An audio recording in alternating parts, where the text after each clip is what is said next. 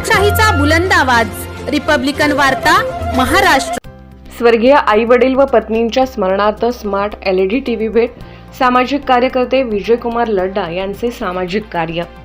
बातमी येत आहे निलंगा येथून।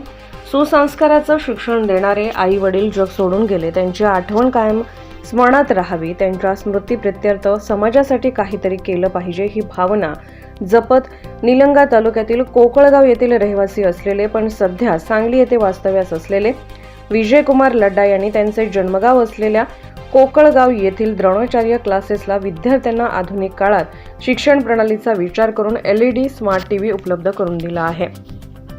विजयकुमार लड्डा हे सामाजिक कार्याचा एक भाग म्हणून आई वडील आणि पत्नीच्या स्मृतीप्रित्यर्थ दरवर्षी गरजू व गोरगरीब विद्यार्थ्यांसाठी मदत व्हावी या उद्देशाने कार्य करीत असतात। कोकळगाव येथील रहिवासी तसेच सध्या सांगली येथे नोकरीच्या निमित्ताने स्थिरावलेले लड्डा कुटुंबीय यांची सामाजिक कार्याबद्दल खूपच आस्था असल्याने ते नेहमी सामाजिक कार्य करीत असतात।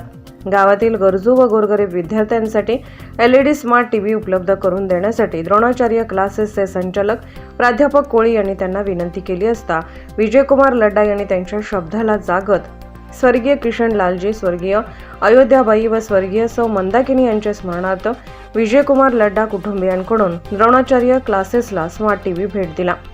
याप्रसंगी क्लासेसचे संचालक द्रोणाचार्य कोळी व विद्यार्थ्यांनी लड्डा कुटुंबियांच्या प्रती आदर व्यक्त करत आभार मानले। सर्वांना माझा नमस्कार। माझे नाव साक्षी धनराज लांबतुरे आहे। आमच्या गावचे सुपुत्र विजयकुमार लड्डा यांनी आम्हाला टीव्ही भेट दिली आहे। त्यांना खूप खूप अभिनंदन। प्रीती आहे, मी द्रोणाचार्य क्लासेसची विद्यार्थिनी आहे। आमच्या गावचे सुपुत्र विजयकुमार लड्डा यांनी मागच्या वर्षी बॅग, कंपास, पेन, शाल इत्यादी शालेय वस्तू दिले होते आणि या वर्षी प्रजासत्ताक दिनानिमित्त त्यांनी टीव्ही भेट दिली आहे।